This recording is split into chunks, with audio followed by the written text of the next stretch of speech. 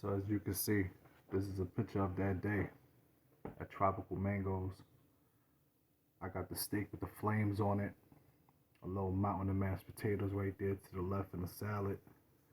My man Bigelow had the T-bone steak, if I recall. So we sitting there, we eating, we talking.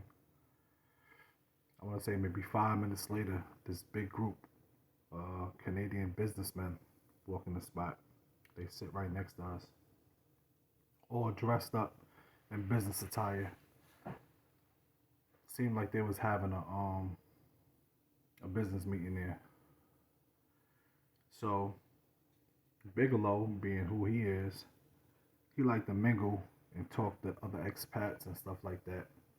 So he introduced himself. I did the same thing. We start talking, about Canada, America, Trump, stuff like that. They were from, I want to say Toronto, if I'm not mistaken. I think they were from Toronto. So two of them were actually retired. They lived in Dominican Republic, and the rest were their buddies that were there on vacation. So as we were talking to them, one of them is like, "Yo, I have me and my business partner. We have a bar. It's like a karaoke bar in Cabarete. If you guys want to go and check it out, tomorrow we're doing karaoke night tomorrow." So I'm like, "Oh wow, we just made some friends, they're business owners out here in DR. Like that's how you make connections." They had other real estate ventures too, but we didn't really dig too deep into that. We were just mostly talking about the bar restaurant they got in Cabarete. So everything was cool. We were just talking to that group for the whole night. I mean, the whole time we was there, everything was good. The food was good. The service was good. I don't really got no complaints on that spot. Um, so yeah, we finished the food. We leave. The Canadians are still sitting there. Back to the garden. Now it's time to have fun. Time to go back to the rooms, take a shower, get dressed, get ready for the night. So that's what we do. We get to the garden. Per usual, the garden is lit. Mad people in there. They got the basketball games on. People outside of the garden. This is the old garden. I mean the old Sioux. Excuse me.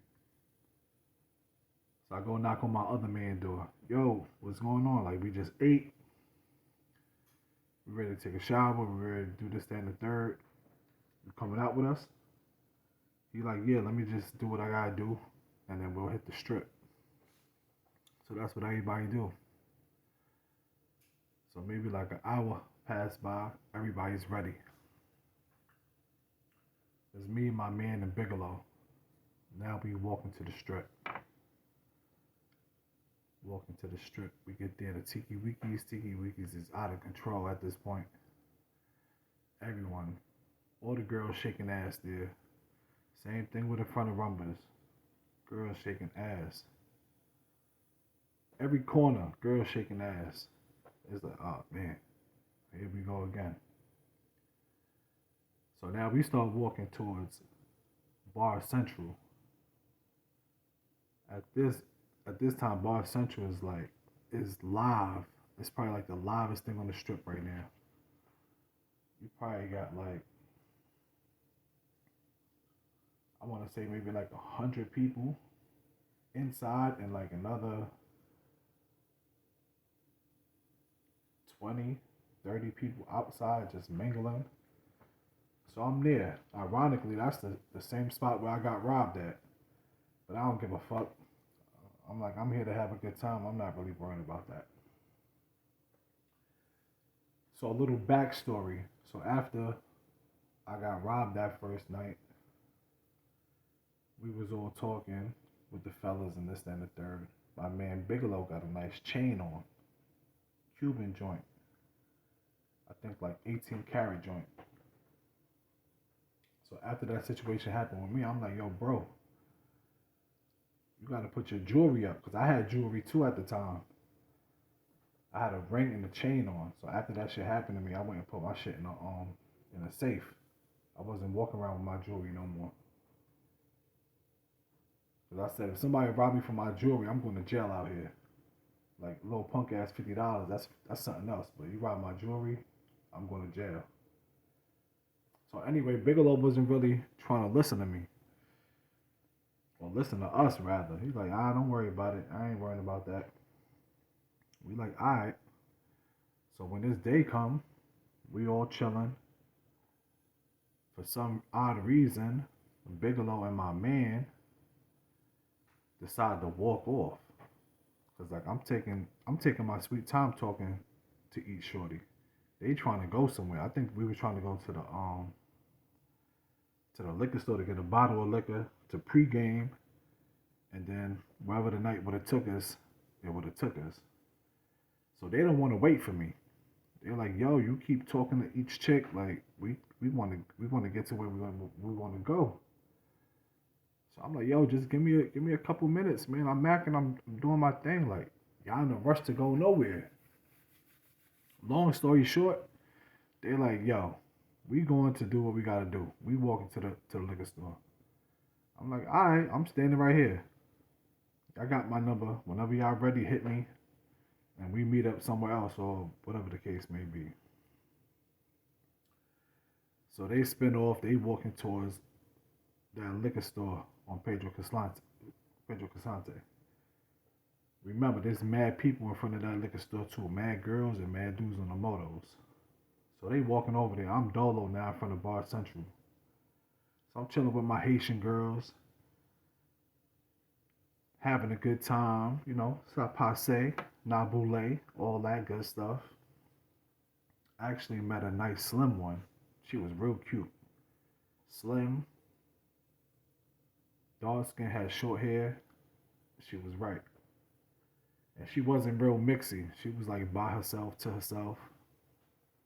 She was kind of like shy. So I'm there talking to her, getting her number. Her English was good too. That's another thing. When you get over there, most of the Haitian girls, their English is better than the Dominican girls.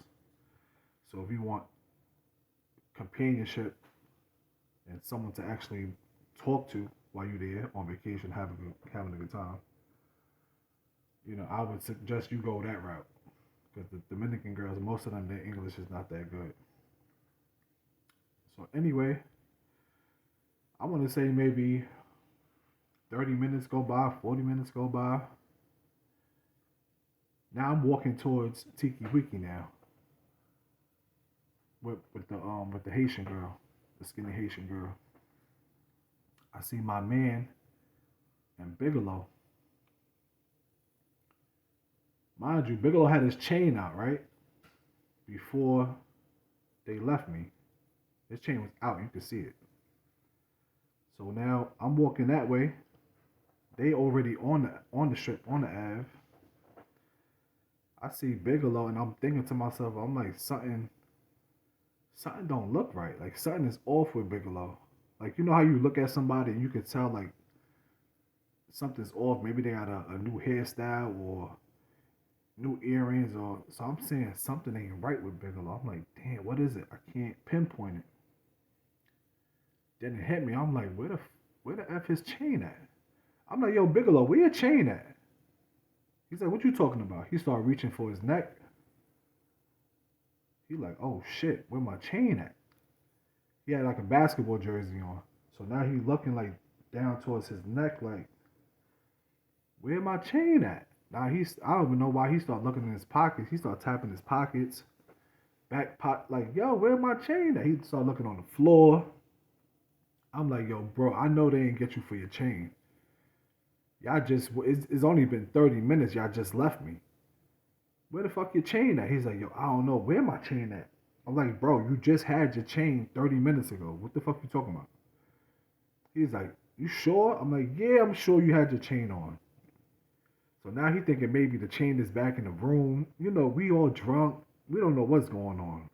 I'm like, where was y'all? Where did y'all go? He like, yo, we went to the liquor store, got a bottle. I think they was talking to some girls over there, and that was it. Like, and then they walked back this way. So I'm like, yo, whatever happened, it had to have happened right by the liquor store.